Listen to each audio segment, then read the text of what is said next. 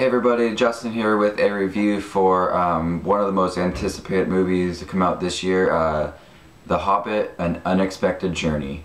I wasn't a fan of The Lord of the Rings growing up, but when I saw the preview for this movie, I was so excited to see it. It looked really great, like a great storytelling movie, a great adventure movie, and it was.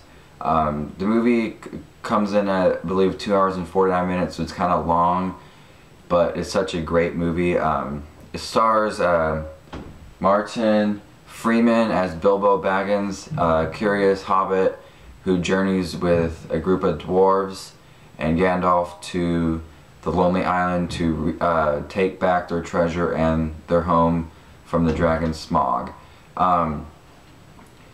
The Hobbit is the prequel to the Lord of the Rings series, and it's just one book, but Peter Jackson had decided to take one book and make it into 3 movies, and I see why they did it, because, you know, make more money, have more time to tell the story in depth, but there was kind of parts that were long and drawn out, especially the beginning, and kind of on their journey they were talking a lot, but that's the disadvantage for making all 3 of the movies. There's going to be a lot of talking parts and a lot of drawn out parts.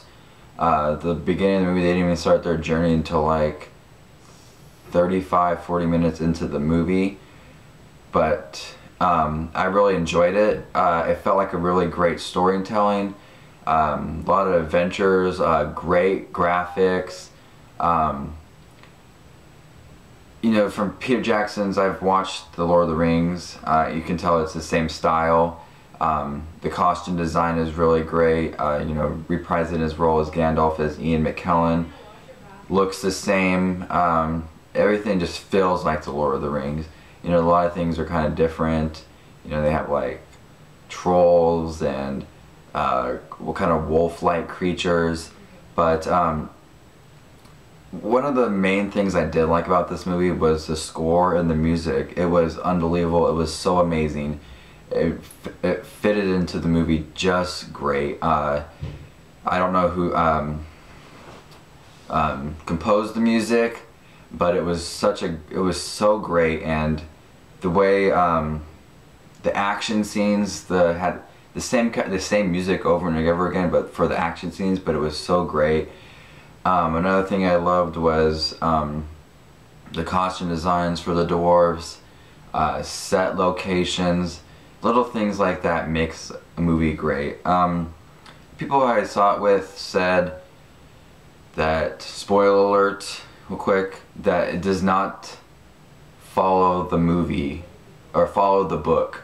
There was a lot of stuff in the movie that was not in the book or did not follow the book. So that's why a lot of people, I think, disliked it, maybe because it didn't follow the book. You know, die-hard Hobbit and Lord of the Rings fans, they read the book, they go to the movie, they analyze everything, and then they start picking out everything that's not in the book. And that's what the people I saw it with said, oh, this wasn't in there, or this was different, this is how it didn't go. So, you know, I've never read any of these books, and I enjoyed The Hobbit. I enjoyed The Hobbit a lot. I didn't know which was in the book, which wasn't. I was just sitting there enjoying the movie. The action scenes were great, score was good, costume design was good. You know, it's kind of slow in the beginning though, but I enjoyed that it was like it was Bilbo Baggins in the beginning as an older version of him, and telling the story to Frodo that, you know, he went on this journey with a bunch of dwarves to save their home from Smaug the dragon. You know, he found the ring. So I just love that it was him kind of telling the story, and then when they were on the journey, they were kind of telling stories about past things, which I enjoyed a lot. I really enjoyed this movie. It was colorful.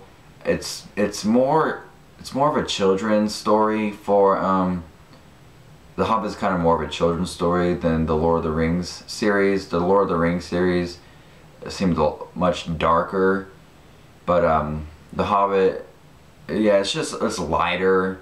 It's not that big of a story.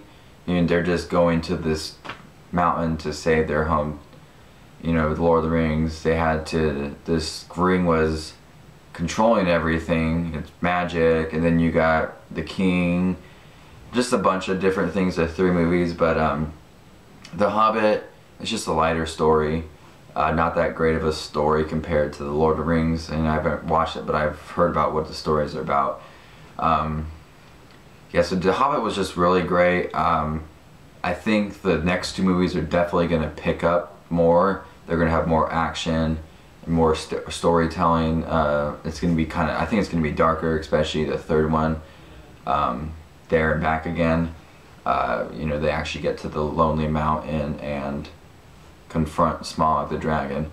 So yeah, that was my review for The Hobbit. If you are a fan of Lord of the Rings, definitely check out The Hobbit. I know a lot of people are. It's projected to make $95 million over the weekend according to IMDb.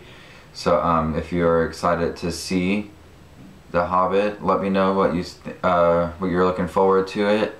Tell me if you have seen it. Tell me what you thought of it, and I'll comment with everybody and tell me what I'll talk with everybody about The Hobbit. So yeah, definitely check out The Hobbit if you're a fan of Lord of the Rings, or if you'd like a great adventure movie. So that was my review for The Hobbit, released December 14th, 2012 in the USA. And this is Justin Watches Movies. Remember to rate, subscribe, and comment, and check out any of my other videos. Thanks.